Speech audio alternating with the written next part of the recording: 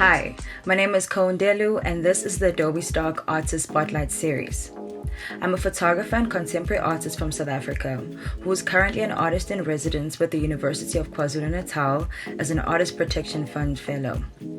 My work occupies the intersection between fashion, documentary, art, and spirituality, and explores the themes of justice, self-care, vulnerability, and space.